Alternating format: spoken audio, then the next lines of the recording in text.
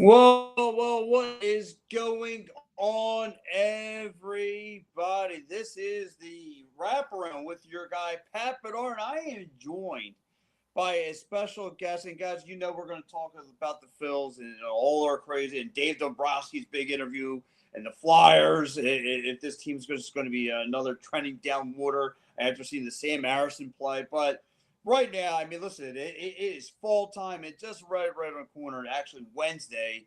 The beloved 76ers are back against their ultimate rivals, the Boston Celtics. But, to talk hoops, Amanda, I got to meet through the credentials, through the Wells Fargo Center. Well, at the time it was Wells Fargo, but now it's the X Mobile Arena. And of course, I got to meet him at Madison Square Garden. So, listen, guys, if you don't know who I'm sitting next to, this is a blessing in disguise. The man who's known for hoops around here. I mean, you think about college, you think about the Big Five, you think about anything in particular that comes to b-ball. My man Aaron Bracey, he is the face when it comes to talking hoops. Aaron, how you doing tonight, buddy?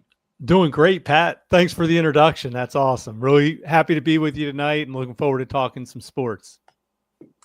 Oh, absolutely. Aaron, listen, like I said, the season is about to kick off. Uh, I got to catch the game a little bit tonight. Joel Embiid looked to be in shape. I'm glad to see him get back on the floor a little bit. I got to see him fall.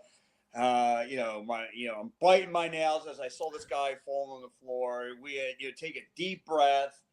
How he's going to be getting off the floor, but he looked to be okay. He looked to be in game shape. I don't know if this has been the most I've seen him focus in the last couple of years, but again, what can you expect from Joel Embiid this year? Yeah, I watched some of the game tonight as well, and I agree. His fitness, he looks great. His body looks great. And as far as expectations, I don't think anyone's going to know until Wednesday when we see games start for real and we see how he bounces back from a game, from a real NBA game. I think that's going to be the key. I Mm-hmm. think he could go out and play really well against Boston, but what's his bounce back going to be, and how's his body going to hold up? How's his knee going to hold up? So I think there's just question marks right now. I mean, we can speculate, we can talk about the way he looks. I mean, his jumper looked great tonight. I saw him hit a three.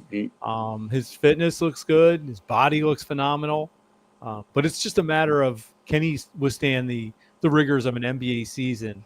And until we really see games played in the regular season, and um, I know he's not necessarily going to play back to backs, but until he plays consecutive games, 2, 3, 4, 5, 6 games, and we see how he's performing, I think right now it's just all speculation.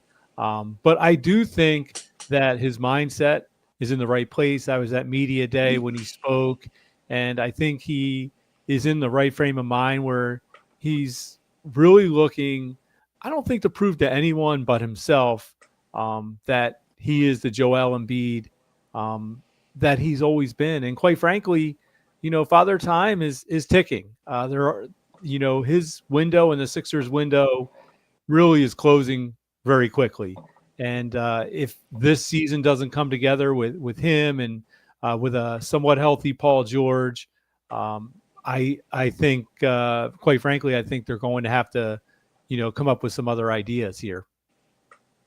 And that's where I'm with you. I look at the 76ers. I'm trying to read the elephant in the room. I'm looking at the fans as they look at this as like, they're probably sick of Joel Embiid being here because like you said he's because of the injury issue. The injury bug has eaten this guy up in 9 ways from Sunday, 2 on Sunday. Matter of fact, I always make the comparison of the Eric Lindros because to me Eric Lindros was must watch TV. I mean, the minute he took the ice, the minute he got off the minute he left the shift, all that stuff. But no matter what, that guy was a five-tool player.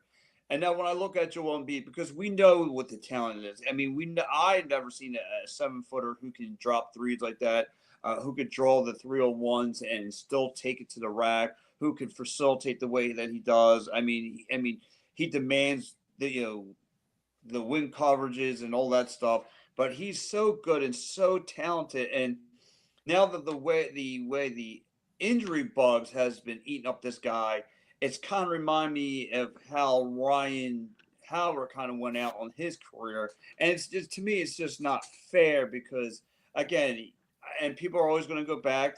Just like the Phillies, go back to what he did in the playoffs, right? It's always been a one and done. It's always been a second round knockout, and technically none of it's been really. I mean, you can point the blame. To me, I think the only time to me you can really point the blame is that him and James Harden won where were up on Boston. If that's what people want to attack, that's fine, whatever. But most of the time, he is literally banged up heading into these playoffs. And I think not last year, but the year before, I forgot the name of the player, but he fell on his leg, and that was kind of like that Golden State game where he got his leg crushed, and that kind of to me was just like the punch to the gut that kind of wrote this guy's career. But again, he looks better. He looks like he's been moving up and down the floor. I haven't seen this Joel Embiid in quite some time, and he looks great. So I'm actually happy with his play as of right now. So Yeah, and he's had some really tough luck with some just kind of freak injuries, with the eye injury, and as you mentioned, player falling on his knee, um, and I think in some respects, like his toughness has been questioned, sort of almost through no fault of his own because of the load management and the way the NBA is right now, and I'm not a big fan of load management and the way that he's resting, but especially in Philadelphia, I don't think that really plays really well. But I think that's the way that since he's come into the league, quite honestly, that's the way that he's been handled. And I think it's led to a perception that maybe he's not quite as tough as he really is because he's played through a lot of injuries. I mean, he played in those playoffs with a broken face. And, I think he's a really tough guy. And I just think he kind of wants to show that this year. That was my sense anyway, listening to him at Media Day, is I think he really wants to show like, hey, like, I'm not someone who's just going to sit out and toughness plays in Philly, as you know. And, Joel's relationship with Philadelphia and with Philadelphia fans is, I think, a little bit on shaky ground right now. And I think for both sides, I think it will be important for him to, at the very least, to fans to see that he's giving the effort. And I think him being in shape and his body looking like it is, I think that's a great start. I think that's a sign that this is really important to him, and he really wants to do well this season, and he didn't sit on the couch all summer and just veg out. So I think he's off to a great start with the body, and we'll just have to see how his knee will hold up. And to kind of piggyback off you too, Aaron, I think I don't know what is again. You said it best. Time, Father Time's ticking on the guy. But I think right now, when I look at Joel Embiid, I think this is a more serious Joel Embiid. Now that he's a dad, now he's a little bit more mature. He's a happy family guy. Like, I think he's more zoned in than being that young guy who wants to troll people on X and Twitter, whatever. I think he's just more zoned in. Obviously the trash talk will always be there with that guy. But I think he's just more zoned in with him and his style of play. Now, listen, and I get it. People look at this team on paper. They look at Joe, like you just said. Hopefully, get some of a healthy Paul George back. They see the old role players that are still on this team, like the Kyle Lowrys, Eric Gordon, somewhat. But it's still, you look at this team, and I get they played against a Minnesota backup team. But you still had guys, these young guys who I saw kind of finesse a little bit in this system. So, and again, the league is only getting younger. Obviously, you've seen OKC's, the Indianas, you're watching Cleveland. Like, these teams are built going through young and building through the draft. So you don't need these old names anymore. I like a couple of some of these young cats that they're bringing and surround Tyrese Maxey. You're signing with Jared McCain's and so forth. Justin Edwards, he looked great. He not let tonight's game, but the night before, he looked good for facilitating the ball a little bit. So, what do you think about this young team, and do you think this team could be on an uprise and kind of shock everybody?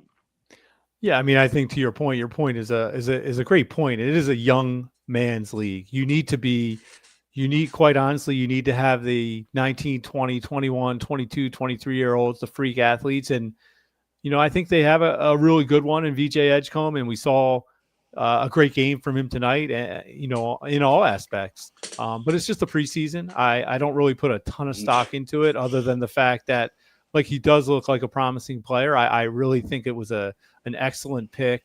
Obviously, with Tyrese Maxey, they have one of the best guards in the NBA. Still a young player. Some other young players you mentioned, Justin Edwards showed last year. He really took advantage of an opportunity.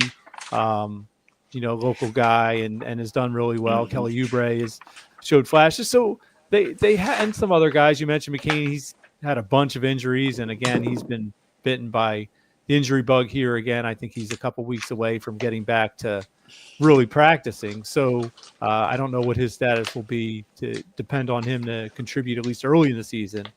As far as shocking the world, like, if Embiid can show that he's healthy and can be the Joel Embiid, maybe not the MVP Joel Embiid, but one of the top 10 to 15 players in the NBA. And if Paul George can get back to maybe not like a Paul George level, but 85% of that. And if Maxey has a great season, Edgecombe shows that he can do well, and these other pieces fill in, then I think they can contend in the East. But that's also a lot of ifs. There's a lot of ifs for them to contend. I think they can do it, but things have to come together in a way that maybe some of the true contenders in the East, can afford not for all these things to happen and still contend. But I think there's a good feeling around the Sixers this year. And I also think, just the 25th anniversary of the 2001 team, Mm-hmm. I think there's a really good vibe around the team, really good feeling around the fans. And so I think there's some excitement. I think there's some renewed energy with Edgecombe. That it's been a little stale the last few years, but I think this potentially could be a good season, potentially a contending season, but there are several ifs that I think need to be answered. Yeah, well, listen, you're mentioning a couple of ifs. I'm going to be about to get in one. We're talking about VJ Edgecombe. I saw his game a little bit tonight. Again, it looks like he's going to be working inside the paint, which, some of the experts had written down, like, this is what he's going to do. He's going to be a beast in the paint for you. But again, if not wishing, obviously, but if he goes down, you're obviously going to, if Joel Embiid goes down, you're going to have the makings of Drummond and Janai Broom. And now you being the college hoops guy, I mean, I seen Janai Broom get on the floor last week. I mean, he's obviously got a great left arm length. Obviously, he's going to be a rim protector and all that. But I mean, does the positives outweigh his negatives to you, or you think he still needs to work on some of his craft? Yeah, I'm a big fan of Janai Broom. I was down at in San Antonio for the Final Four. In fact, was in the losing locker room in that final game. Interviewed Janai Broom and just love his game. And obviously, not the most athletic player. I think that's pretty obvious from his scouting combine and the way his game is. But I feel like sometimes we fall in love with people's measurements, their leaping ability, their 40 time, but we forget sometimes like that you have to be able to play the game. And the guy is I think he's one of the only players in college basketball. I put this out on Twitter in the spring. I don't have the exact numbers, but he scored, I don't know, I want to say 2,000 points and 1,000 rebounds. That might not be correct. I'd have to go back and look it up. But the guy can play. And he's going to be able to come in and contribute 10 to 15 minutes as a rookie. He's obviously, I think he's 23, 24 years old. So he's a guy that he's going to be able to handle himself. He'll grab a few boards. He'll set some screens. He can shoot it a little bit. Mid-range game. He's not going to jump over anybody. And he's not going to wow you on the fast break. But he's going to give you some valuable minutes in spell of Embiid. But listen, if we're relying on Janai Broom for the 76ers to contend, that means Embiid has gotten injured and that's going to be trouble. But to be a piece on a team that can contend, I think he could really help the 76ers this season. I really like his game for what he is. Yeah, same. I saw his length. He's got, I mean, incredible arm length. Again, he can contribute. Like you said, he could be a great rim protector. Again, this is what this team's built from inside out. I've seen how these guys like to attack down in the paint.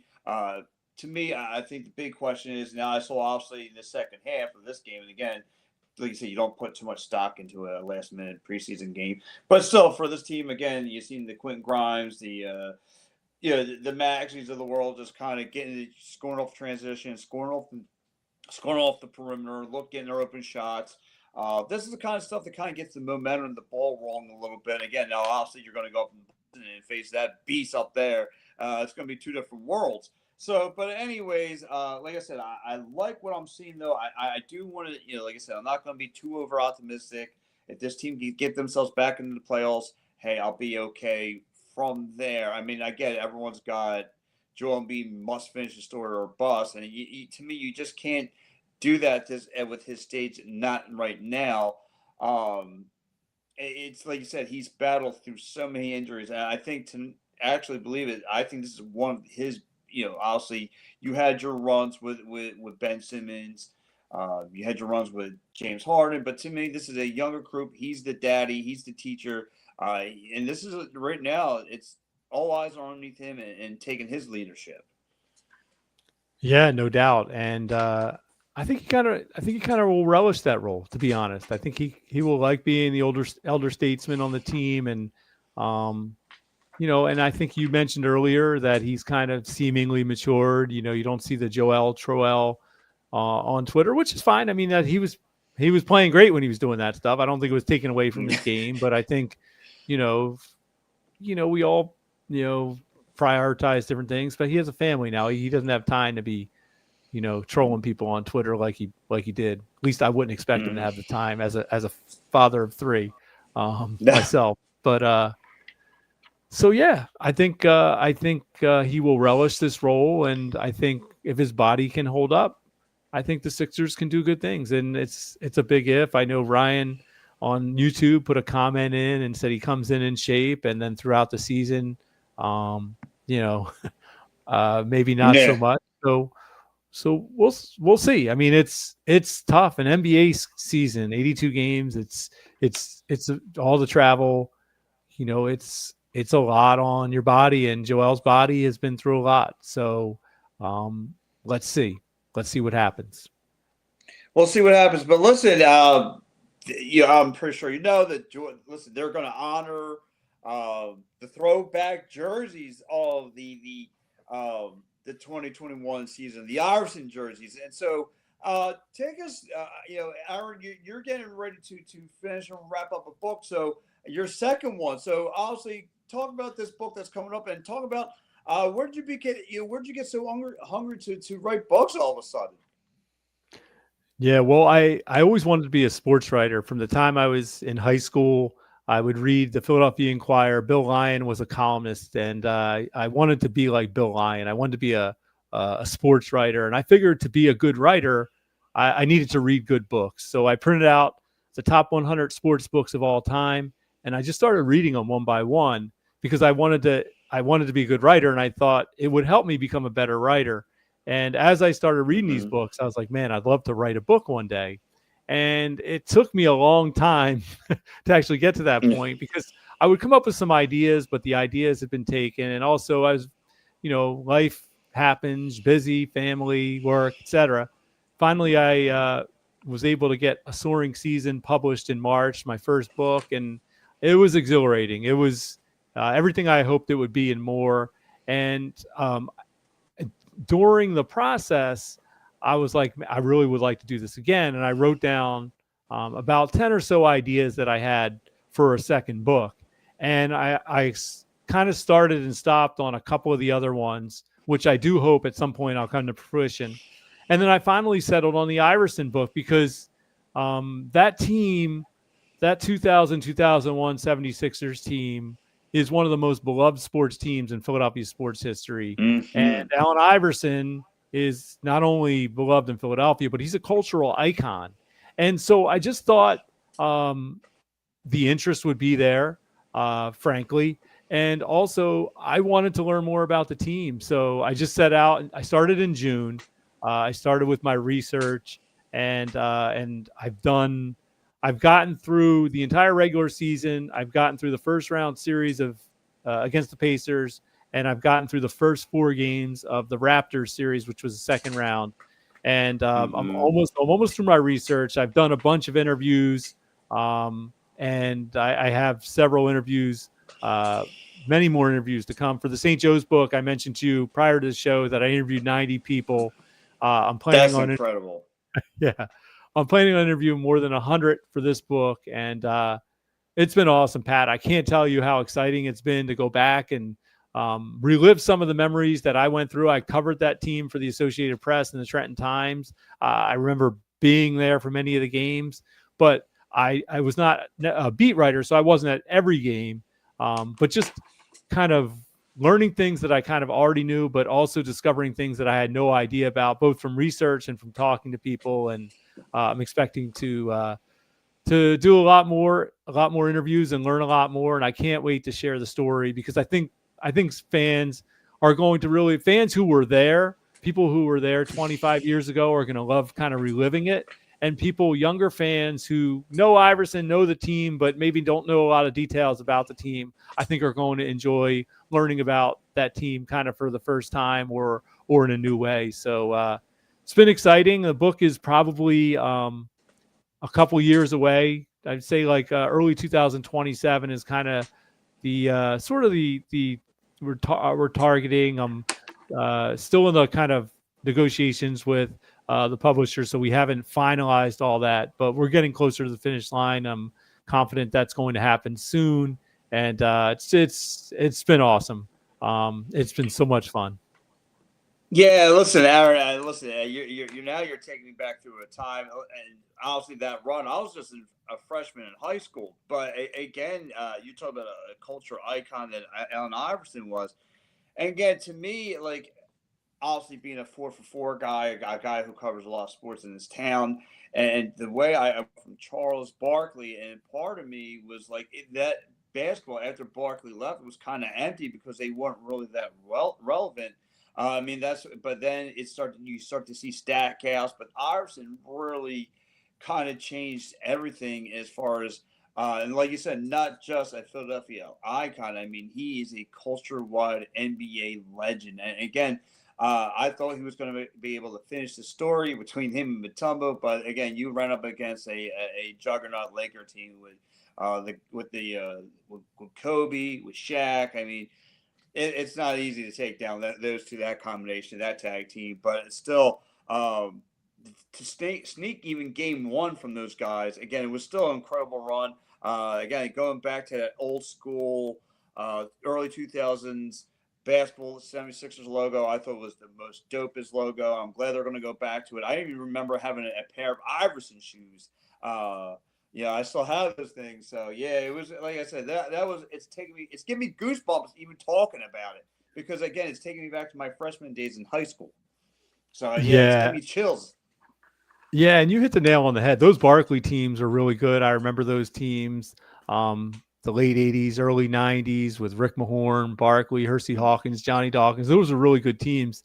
There was just a guy in Chicago that was pretty good that would get in the way of the 76ers on their playoff runs. But then when Barkley was traded to Phoenix, you're right. I mean, basketball, the 76ers, I mean, they were good from like late 70s, 1980, obviously they won the title, all the way through the Barkley years. They were always pretty good. And then, they were just terrible, and I remember just going to those games and some of those players. In fact, when I was a freshman at St. Joseph's in 1994, the 76ers practiced there. John Lucas was the coach. I would go just watch practice sometimes, and I'd go down to the games and watch them. But yeah, it was just it was not a good time in Philadelphia. And then when the 76ers drafted Iverson in 96, as you know, it totally revitalized the franchise. They weren't very good in the beginning. Johnny Davis was the coach the first year, but Iverson was just amazing, won Rookie of the Year, really energized the city.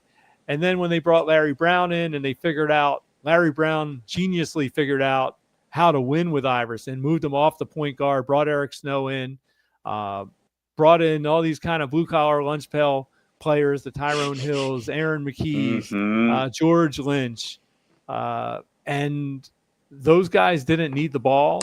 And frankly, you know, in some cases, you didn't really want to give them the ball for offense. I mean, but they rebounded, defended, did all the dirty work, and they figured out a way to win with Allen. And that season was just incredible. You always wonder what would happen if Theo Ratliff did not get hurt. They traded Theo, as you know, for Dikembe. Mm-hmm. The Sixers were, I think, 41-14 at the time, and Theo didn't end up playing that season with a fractured wrist. But I always wonder, like, would they have fared better in that final series with Theo than with Dikembe? And Theo was hurt, so it's kind of one of those what ifs that you'll never be able to solve. But it was unbelievable. As you remember, being a freshman in high school, I mentioned I covered that team, but the city was on fire with the 76ers, all the flags on the cars. Yes.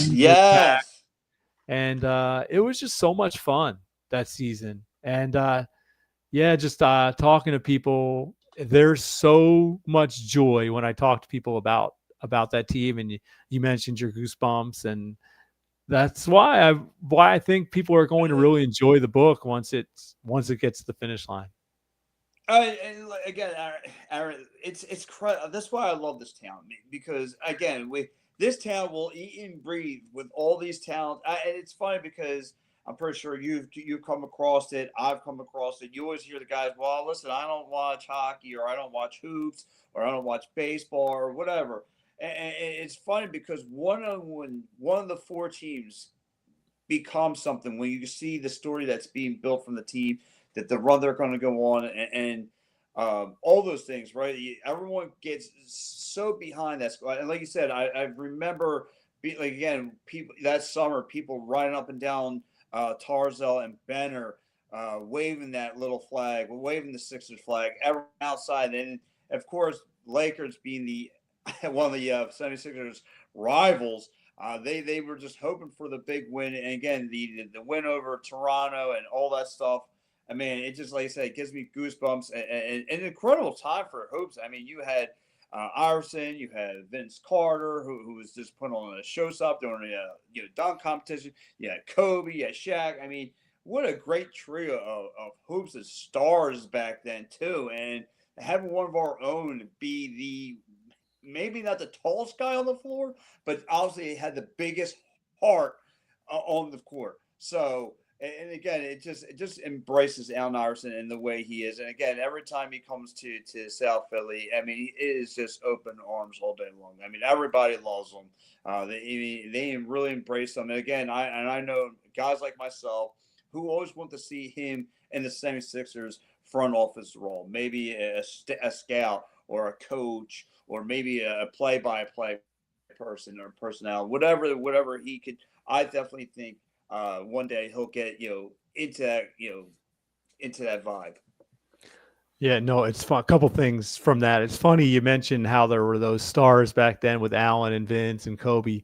As doing the research for the book, one of the things at the time was a lot of people were saying the league is in jeopardy because the league, Jordan had kind of retired, Magic had retired, Bird had retired, and there were all these like young guys coming up. And Allen was different, the way that he talked, the way that he dressed, his cornrows, his tattoos. And it's interesting because on Tuesday, Allen came to the TLA on South Street in Philly as part of his promotional tour for his book, Misunderstood. I was there. Not only got to listen to him talk for an hour to the audience, but then got to interview him afterward in his dressing room. And he was phenomenal. Just listening to him talk about, his journey coming up through Virginia, some of the struggles that he had. As you know, he was jailed for a bowling alley brawl, then going to Georgetown, then coming to Philly. And his whole thing was like he wanted to be himself. He wanted to be the person that he was. He didn't want to change for others. He wanted to be, and it was really interesting because he said, like, I liked who I was. I liked the way I dressed. I didn't think that, the only time people around, like, he wanted to dress like the people in his neighborhood. And he Mm-hmm. mentioned, he said, the drug dealers in my neighborhood, his words. And he said the only time people would wear suits if they were going to church or going to a funeral. And he said after games, he wanted to go to the club or Fridays. So he wanted to just dress like he wanted to dress. And the thing that he did was he allowed future generations to embrace their own personalities. And you see that today. And and I think that's great. And I think there are many players who like to wear suits and Mm-hmm. like to act a certain way, and that's good. And there are others who don't. But I just think he was always true to himself, and he made a lot of mistakes, admittedly, along the way. And I think he would have had a much longer career had he maybe done some different things, like taking care of his body, um, maybe not stayed out as late as he did. Like early in his career, he could handle that. Later in his career, you could see his. I think his career probably could have been longer.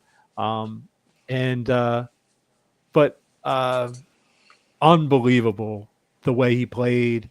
And you mentioned it, the biggest heart. I don't think I've never seen an athlete.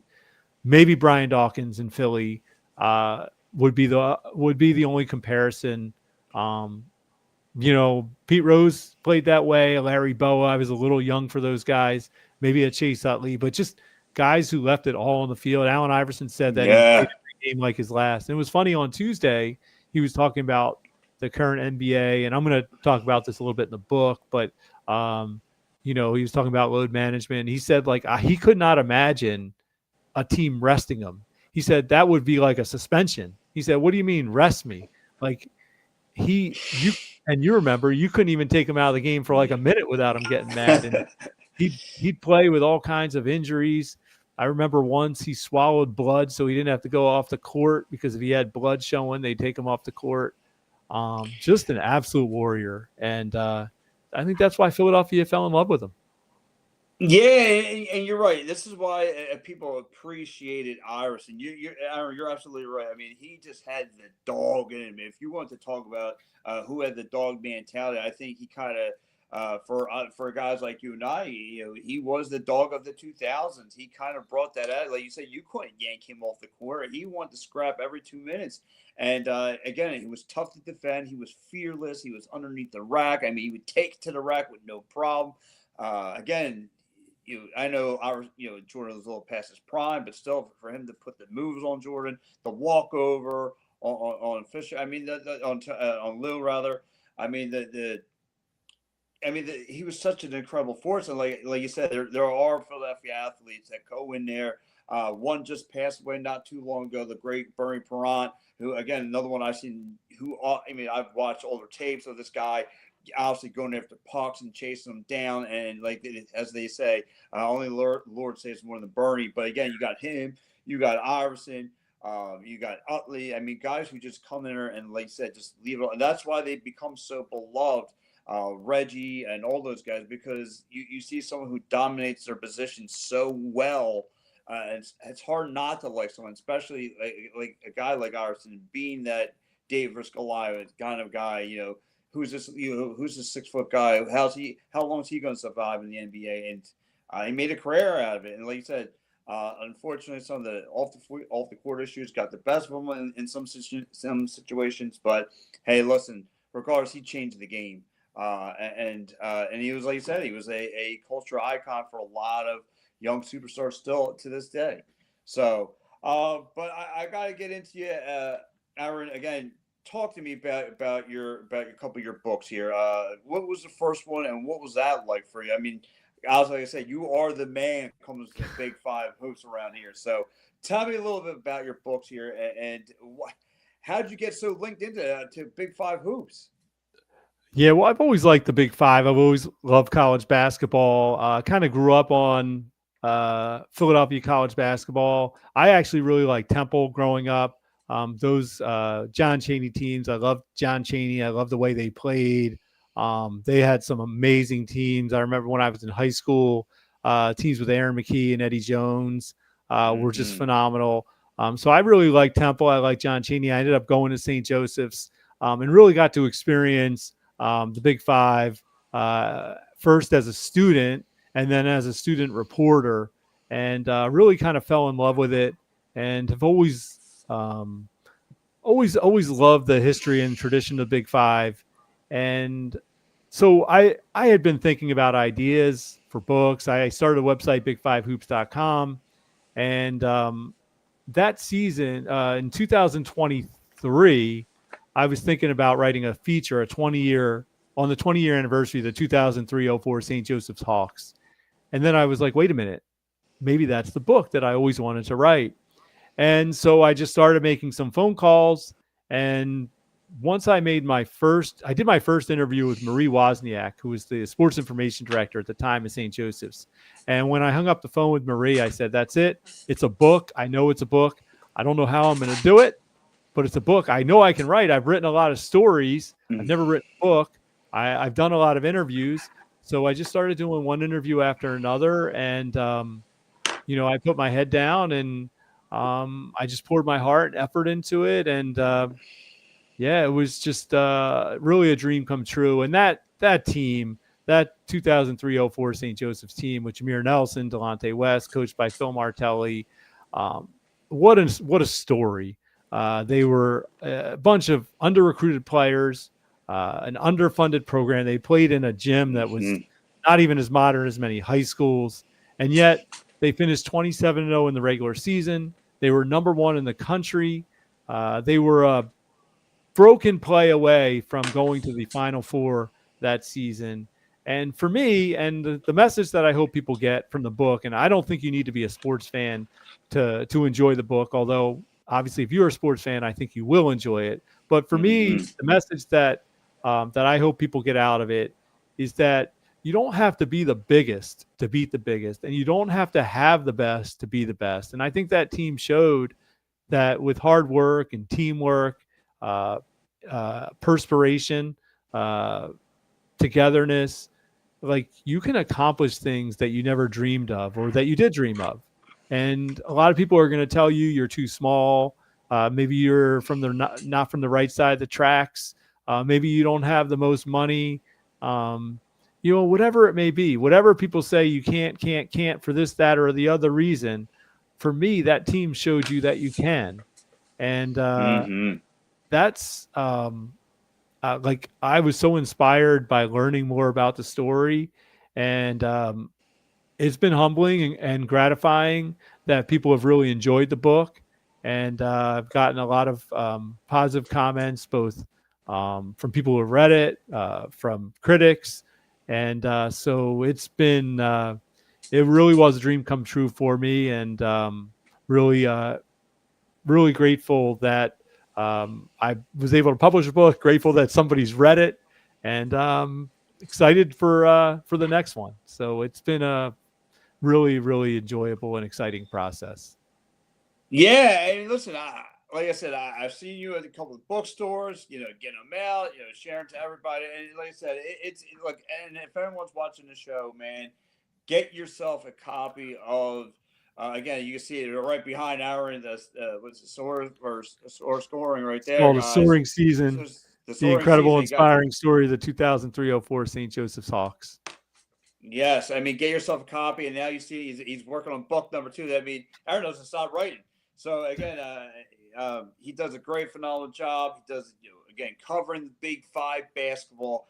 Again, I don't know how. I mean, with all the school rivalries you get to be part of and get to see all that stuff go down. I mean, to me, like I said, last year was really my first time as in covering Big Five, as far as Villanova and getting to experience some live college hoops like that. I said, wow, this is amazing. I enjoy the ride. I enjoy the rivalries and all that stuff. So if you do, Aaron, what is? I mean, obviously you love your St. Joe's and all that. I mean, do you have a favorite Temple team of all time? Do you have a favorite Nova team? Obviously, we have. I mean, it's great, right? We talked about Iverson, but I mean, we had some great college hoops come through here. The Jay Wrights and so forth, the Cheneys, right? I mean, the list goes on. I mean, there have been so many great teams in Philadelphia. Um, St. Joe's, that 2003-04 team was great. The 2013 LaSalle team with Ramon Galloway, Tyreek Doran, the Southwest Philly floater, Ty Garland. That was a great team. Of course, the Villanova teams that won the national title in 2016 and 2018. What can you can't top that. Um, Mm-hmm. Temple teams in the late 80s, the Mark Macon team, they were amazing, went to the Elite Eight, should have been a Final Four team. Aaron McKee um, in the early 1990s with Aaron McKee, Eddie Jones. Temple had a lot of great teams Mm-hmm. even under Fran Dunphy. They won a bunch of titles. Um, Philadelphia's been blessed with so many good teams, and you can go way back. Way before my time, but LaSalle won the national title under Tom Gola in 1954, and in the late 60s, Kenny Durrett led a LaSalle team that was Jack Shore, my mentor and one of my all-time great friends, rest in peace, told me that was Kenny Durrett was one of the greatest players. That LaSalle had Lionel Simmons.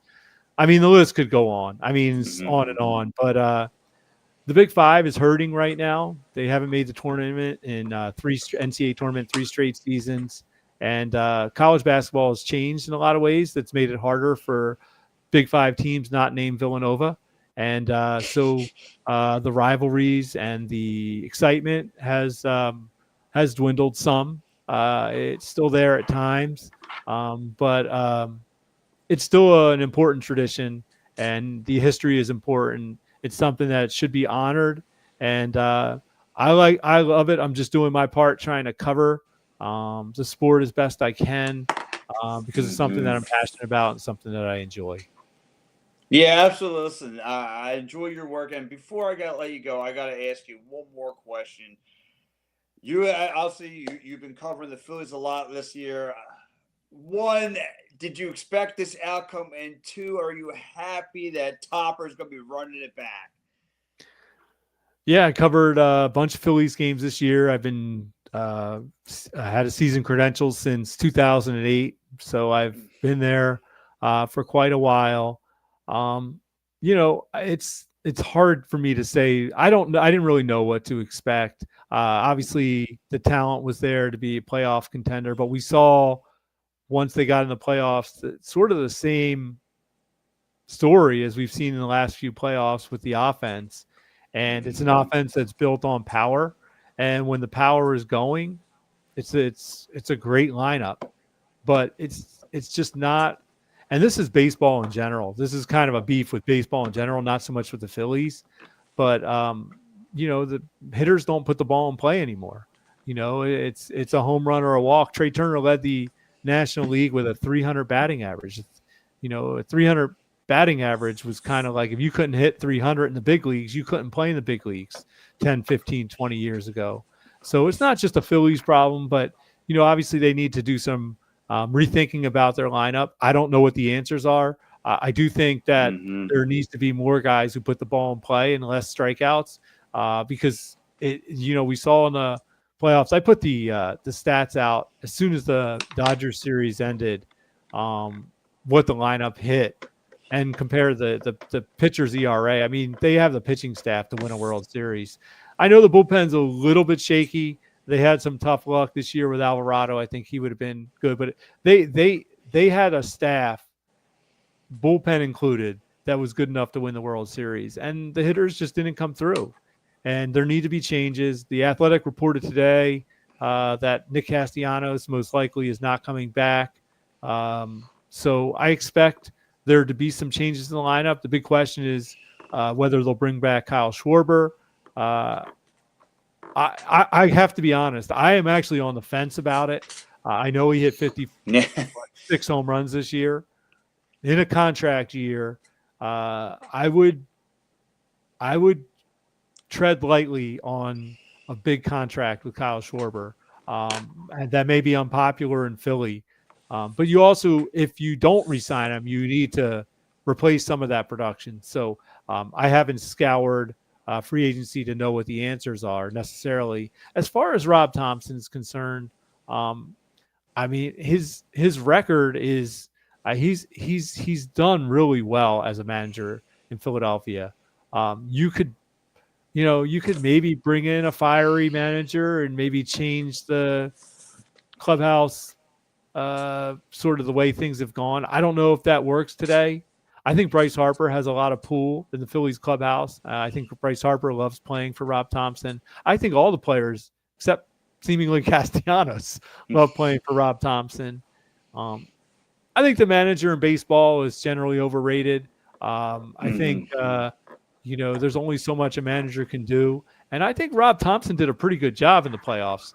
Other than the bunt, I did not agree with the sacrifice bunt in that situation because you're playing to tie rather than play to win. And I think you had the Dodgers on the ropes in that game, and by giving them an out, I think it settled everything down. And also wondering like why there wasn't, and this is not a Thompson fault, but where there had to be somebody in the organization they could have brought up as a pinch runner. If Rojas wasn't available, Crawford might not have been available, but there had to be someone with more speed than Castellanos there who could have gotten a third on that play. So maybe if Castellanos gets a third, maybe that decision doesn't look quite as bad. But, I could have gone either way with Rob Thompson. I think he's a really good man. I think he's a good manager. He's super with the media. He's super with the players. And I think bringing him back means there's going to be some changes to the lineup because you can't, as they say, run it back. We've already tried that, 3 times. So I think you're going to see some changes to the lineup, and we'll just have to wait and see what happens.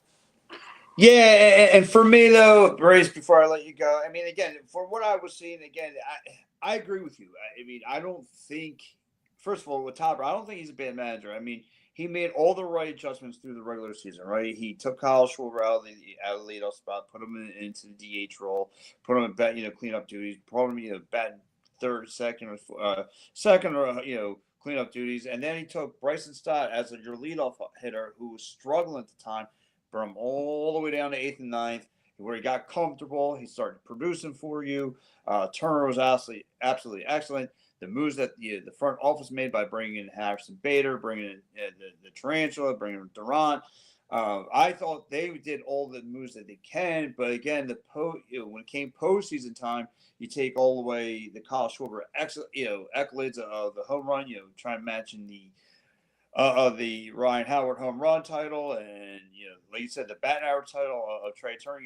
Now it gets all washed away because when the 3 top of your lineup doesn't set the tone and they go ice cold. And by the way, it was the same pitches that hurt this team. It was inside curveball that whether it was Glasnow or somebody from the Dodgers, whether it was Blake Snell, somebody I was listening to the Dave Dombrowski press today, and he was talking about that was the best he's seen Blake Snell pitch. I said, bro, I'm saying to myself, like, bro, he carved you with the same pitch. He carved the whole lineup.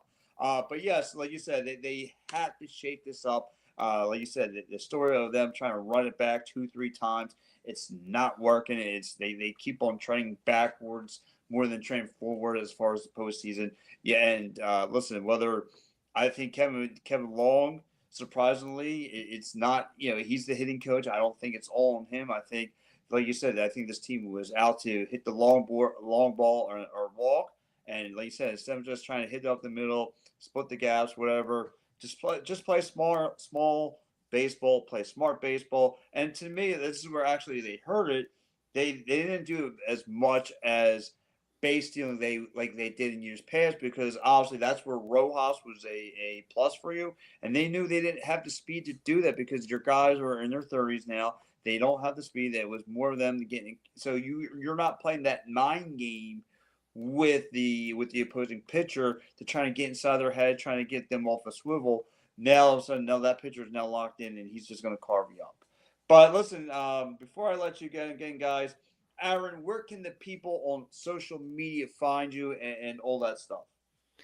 Yeah, no, thanks for the opportunity. The website's big5hoops.com. You can find me on X, Instagram, and Threads at Aaron_Bracey, most active on X. I'm also on Instagram, not as active there. YouTube, Bracy Sports Media, Facebook, Bracy Sports Media, and TikTok, Bracy Sports Media. I'm trying to build those up. But most active on X and the website and Bracy Sports Media podcast. I've had some really cool interviews on my podcast. You can find that wherever you get your podcasts. And would love to interact with you. I try and interact with anyone who follows me, and I love talking to people, whether it's online or in person, as we've done at games. So Yes. thanks to everyone for tuning in here tonight, and thanks for everyone who's going to be or has followed or read my work and is going to be in the future. So thank you. I really appreciate it. Yeah, listen, again, that's Aaron Bracy joining me here on the It's the Wrap Sports Network, the Wraparound with me. Again, guys, Aaron gives Bracy Sports Media a follow, guys. He's a good friend of mine. And again, when I can, and hopefully by halfway through the season, if the Sixers ain't driving up a wall, I'll bring him in when during a piece of your time. So no, I'm just kidding. But anyway, Aaron, you're always welcome onto the show. Anytime you can, go now. Just go kick back, relax with the fam, and we'll talk. A little down the road. Appreciate it, Pat. Wish you all the best. Thanks for having me on.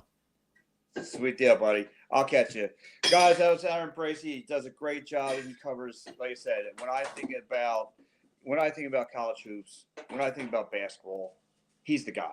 I mean, I know we got Keith Pompey, but I mean, Aaron Bracy's right there. Aaron Bracy's right there. I mean, it's talking hoops in this town. Now, let's try to let's get back into the program here, because like I said, I got some stuff I want to catch up on. Oh God.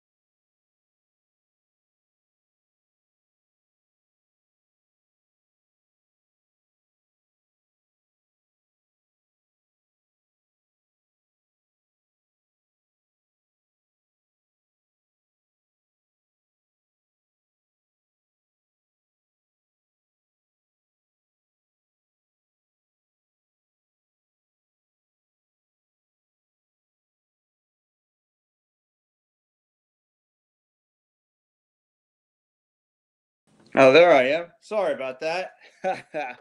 That's me just pushing buttons like a dope. But yeah, like I said, guys. Again, my man Steve. I don't know what I did there. Sorry for the delay there, guys. I don't know what I did. I gotta be honest. NL is set for the World Series. All right. Okay. All right, Steve. All right, Star Wars. Sorry. Again, let's talk a little bit more about the Phillies, right? And again, I listened to the Dave Dombrowski interview, and I gotta be honest.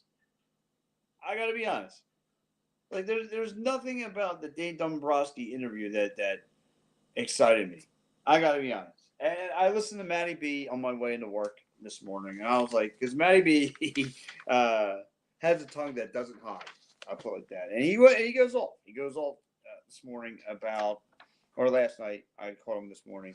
He goes off about how the Philly media throwing some softball questions. So I said, I got to go in and listen to this, right? I got to hear for myself, being a media member, being a guy who covers sports, right? And the guy didn't lie. The guy didn't lie. This was some fluffy questions that he was throwing. Like, come on, man. Like, again, I want to go over. Somebody asked me. I mean, again, I'm listening to some of the questions they asked about Rob Thompson coming back, and again, it's fair to ask about Topper coming back. Topper definitely deserves another shot. It's not his fault that the talent didn't show up. Again, he made some questionable decisions, absolutely. But again, this was an offense that's been hurting. This was an offense that was hurting, and they're not scaring nobody. Let me repeat that to you. This team is not scaring anybody. And this offense was always a hit or miss. This Phillies offense was a hit or miss. And like I was just telling Aaron, all they had to do was just hit you with the curveball, hit you with a curveball, inside curveball. This team was swinging at. This team was getting themselves in the jam up. You got Nick Castellanos wanting to play cricket. You have Nicky Cass wanting to play cricket. Like, this team was always hurting themselves. They hurt themselves more than they helped themselves. And I don't get it. I don't get it. I don't get the love. And again, like Aaron said, you can't run this story back. Not with the same lineup. If you do, you're just drawing your fans away from you. Like he mentions today, he mentions about Bryce Harper. Like, Bryce Harper did not play up to his expectations. Did not play. It is what it is. Your top part of the meat, Kyle Schwarber, nothing for you. He showed up in one game. One. Trey Turner. Alec Bohm needs to go. I mean, if we're going to hold Nicky Cass and Alec Bohm have to be on the ship out of here. And I would even think about putting out Stott and Marsh. See yous. I don't want you here. And you know, again, it was disgusting. Disgusting. The way that this team played baseball. The way that, again, this season got you nowhere. Got you one win. One. They get themselves in, and they must swing at everything. They swing at everything. And it was like they were like trained robots up at the plate. Don't swing at the first pitch, but swing at everything else after that. And it got desperation time. You had to bring a man in from a hamstring injury to play baseball. Disgusting. But I do want to get one more piece of news. The Philadelphia Flyers, as I get to wrap up the program here. The Philadelphia Flyers win 5-2 on Monday, and then they got slapped in the face yesterday. The Philadelphia Flyers get pulverized yesterday. An embarrassment, Philadelphia Flyers. I mean, that was disgusting. Sam Harrison shows you why he's not an everyday player. Showed you why.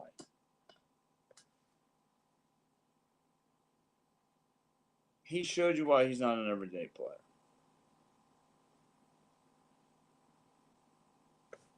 He's just not, you know, again, Sam Harrison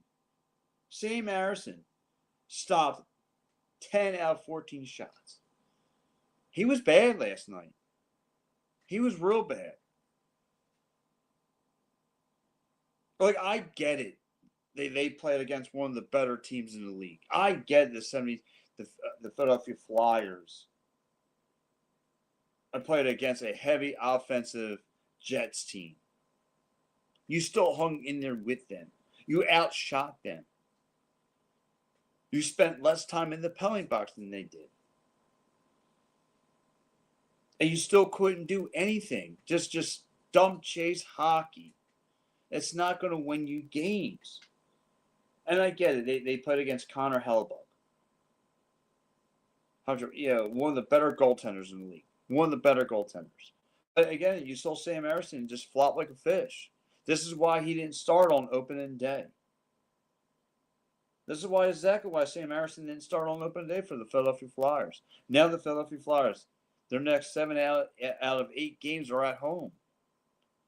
Like, there's no more time pooping the bed. And for the people just joining me on TikTok, I'm talking about the Philadelphia Flyers. I'm talking about the Phillies, 76ers. 76ers are back around the corner. How do you feel about the squad? I know you got a couple preseason games, but they still look pretty good. And then you got the Philadelphia Flyers too, and the Phillies. You get this Dave Dombrowski interview, talking about how he saw this is one of the best games I saw Blake Snell pitch. Really? Really? I appreciate the like there, Corey. The Philly offense just swung at everything that was inside. But anyway, guys, here on the YouTube channel, I'm going to let you guys go. Thank you so much for joining me. Guys, have a good night out there.